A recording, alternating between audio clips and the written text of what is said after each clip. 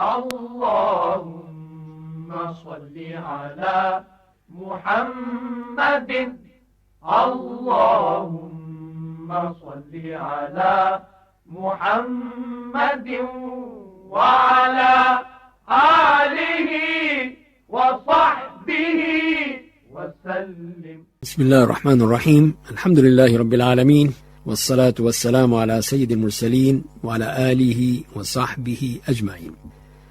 سکر سے زرینہ بیگم پوچھتی ہیں کہ صحابہ کرام نے بعض نے بہت زیادہ طلاقیں دی تھیں، اور صحابہ کرام نے جنہیں طلاق دی وہ عام طور پر صحابیات تھیں، نہایت نیک خواتین تھیں.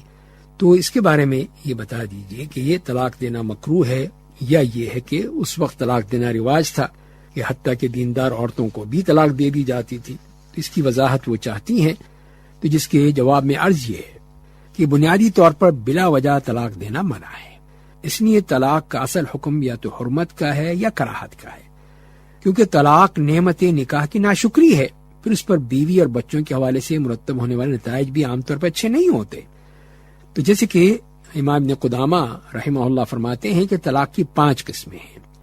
اس میں مکروہ اس سے مراد ایسی طلاق ہے جو بلا وجہ دی جائے، اور اسی طرح یہ بھی لکھتے ہیں بعض فقہا کہ اس میں 2 روایات ملتی ہیں. پہلی یہ ہے کہ طلاق دینا حرام ہے، کیونکہ اس سے خود شوہر کو اسی طرح بیوی دونوں کو نقصان ہوتا ہے، اور طلاق کی وجہ سے نکاح سے حاصل کرنے والے جو مثبت فوائد ہیں وہ ختم ہو جاتے ہیں.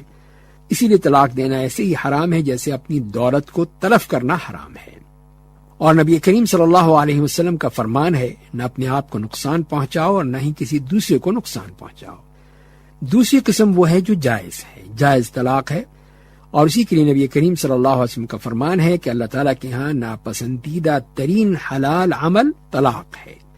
اور ایک حدیث میں یہ بھی آیا ہے کہ طلاق سے بڑھ کر اللہ تعالیٰ نے کسی ناپسندیدہ چیز کو حلال نہیں فرمایا.